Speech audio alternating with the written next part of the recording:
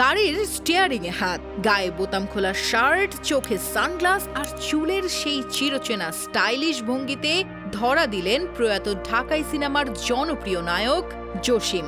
ছবিটি দেখেই বোঝা যায় এটা তৈরি হয়েছে কৃত্রিম বুদ্ধিমত্তার সহযোগিতায়। তার ওই ছবি সোশ্যাল মিডিয়ায় শেয়ার করেছেন ছেলে AK রাহুল, যিনি একজন গিটারিস্ট, ড্রামার এবং সুরকার। AI ছবিটি তৈরি করেছেন আব্দুর রৌফ নামের এক ডিজাইনার। তার পোস্ট করা ছবিতে দেখা গেছে জসিমকে এক সমুদ্র সৈকতে গাড়ির চালকের আসনে খোশ মেজাজে বসে আছেন। ৮০ দশকের এই নায়কের অসংখ্য ভক্ত আজও রয়েছে।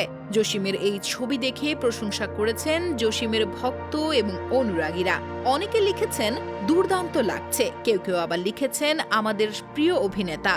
ছবিটি জসিমের ছেলে গিটারিস্ট, ড্রামার, সুরকার AK রাহুলের ফেসবুকে শেয়ার করে তিনি লিখেছেন চমৎকার হয়েছে। বাংলা চলচ্চিত্রের জনপ্রিয় নায়ক জসিম ছিলেন একজন মুক্তিযোদ্ধা। ক্যারিয়ারের শুরুতে খলনায়কের চরিত্রে শুরু করেন তার যাত্রা। ১৯৮০ সালের দিকে সুভাষ দত্তের পরিচালনায় সবুজ সাথী সিনেমার মাধ্যমে নায়ক হয়ে পর্দায় এসেছিলেন তিনি।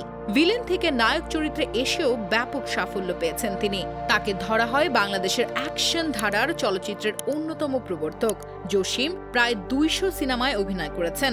জসিম অভিনীত উল্লেখযোগ্য সিনেমাগুলোর মধ্যে রয়েছে রাজদুলারি, তুফান, জবাব, নাগনাগিনী, বদলা, বারুদ ইত্যাদি। জসিমই একমাত্র নায়ক যার নামে বাংলাদেশ চলচ্চিত্র উন্নয়ন সংস্থা অর্থাৎ BFDC এর একটি ফ্লোরের নামকরণও করা হয়েছে।